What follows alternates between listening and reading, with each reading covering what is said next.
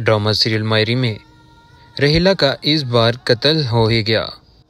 उधर हबीब अपनी बेगम का इस बार जेवर चुरा कर बेचने जा रहा होता है कि लेकिन इस बार आयशा उसको पकड़ लेती है और कहती है कि ये जेवर आप कभी भी नहीं बेच पाएंगे।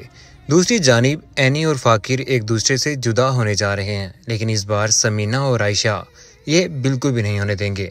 आने वाली किस की मुकम्मल कहानी में आप सभी दोस्त देखेंगे।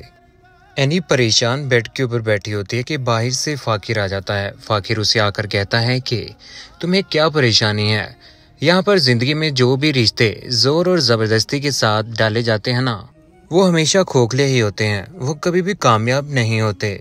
फाकिर ने इस बार फैसला कर लिया है कि जब वो स्टडी के लिए बाहर जाएगा तो उससे पहले वो एनी से दूर हो जाएगा।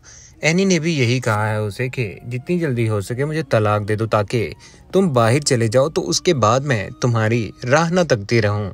एनी कहती है कि हम दोनों इस रिश्ते को निभाते निभाते ना खोखले होते जा रहे हैं, बेहतर होगा कि आज हम दूर हो ही जाएं। फाकिर और एनी एक दूसरे से कभी भी दूर नहीं होंगे। अगर वो एक दूसरे से दूर हो गए ना तो व्यूवर्स का दिल टूट जाएगा। लेकिन इस बार समीना और आयशा भरपूर साथ देने वाले हैं, एनी का और फाकिर का भी। वो नहीं चाहते कि अनाया की जिंदगी तबाह हो जाए।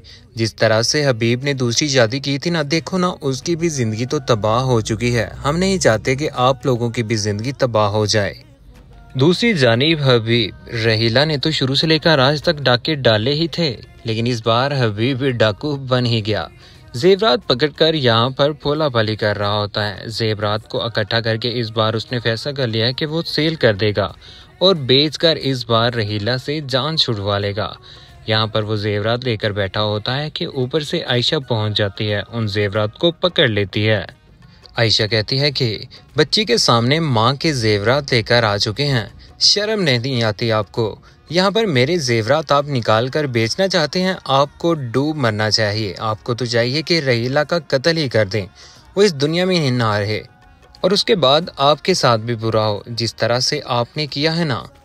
आप भी रहीला के साथ ही इस दुनिया से चले जाएं और आपको भी जेल हो जाए, जिसके बाद हम अपनी ज़िंदगी में खुशी के साथ ज़िंदगी बसर कर सकें। आपने तो हमारी ज़िंदगी अजाब बनाकर रख दी थी। लेकिन हबीब यहाँ पर बोल पड़ता है, कहता है कि ये जेवर ना शोहर की मलकियत होता है। बेहतर होगा कि आयशा ये जेवर मुझे दे दो, नहीं तो बहुत बुरा होगा। दूसरी जानिब आयशा इस बार परेशान हो चुकी है। आखिर उसकी बेटी की तो इस बार जिंदगी तबाह होने जा रही है। अगर फाकिर आउट ऑफ कंट्री चले गया तो यहाँ पर उसका कौन ख्याल रखेगा? यहाँ पर तो फायजा बेटी भी पड़ी हुई है जिसकी अभी शादी करनी है।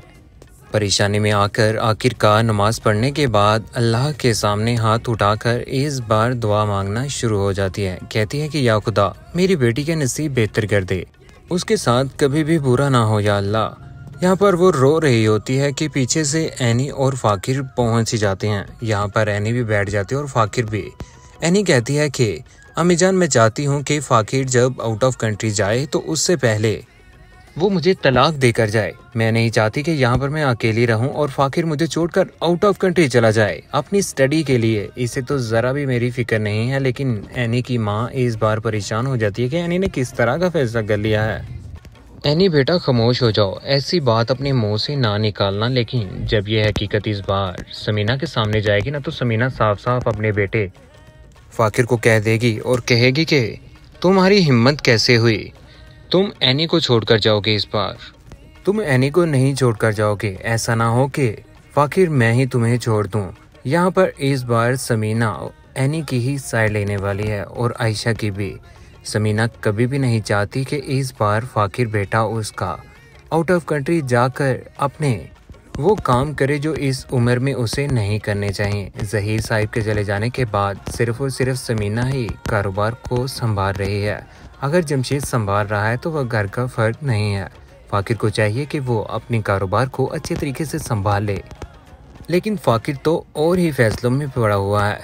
दूसरी जानिब रहीला के साथ इस बार बहुत बुरा होने जा रहा है, क्योंकि जिस तरह से रहीला ने दूसरों के साथ किया था ना, उसके साथ भी होने जा रहा है। रहीला का इस बार कत्ल हो ही गया। कहते हैं इंसान दूसरों के साथ बुरा करता है और ये सोच रखता है कि वो दुनिया में कामयाब हो जाएगा। ऐसा कभी भी नहीं होता। रहीला का इस बार बहुत बुरा अंजाम हुआ। आखिरकार रहीला अल्लाह को प्यारी हो ही गई। जैसे ही वो दरवाज़ा खोलती है तो यहाँ पर आगे से उसे फायर ही मिलता है। गोली खाने के बाद यहाँ पर वो नीचे गिर जाती है और अल्लाह को प्यारी हो जाती है। यहाँ पर आलिया परेशान तो होगी लेकिन इतना परेशान नहीं होगी जितना उसे होना चाहिए। रहीला के मर जाने के बाद सारे के सारे फसाद आखिरकार ख़त्म हो ही गए। फ़ाकिर और एनी एक दूसरे से कभी भी जुदा नहीं होंगे, लेकिन फ़ाकिर को आज समझ नहीं आ रही। उसकी तो बेटी भी इस दुनिया में आ चुकी है, जिसके बाद आज उसने ये फैसला किया है तो ये फैसला उसका बिल्कुल गलत है। कौन कौन चाहता है कि फ़ाकिर आउट ऑफ कंट्री ना जाए, जिसके बाद वो अपने कारोबार को संभाले और अपने घर वालों को भी। रहीला का कत्ल का सुनकर किस किस को अच्छा लगा, अपनी कीमती राय का इज़हार नीचे कमेंट सेक्शन में ज़रूर दीजिएगा। चैनल को सब्सक्राइब करने के बाद बेल का बटन जरूर दबाएगा। अपना ख्याल रखिएगा, दुआ में याद रखिएगा। अल्लाह हाफिज़।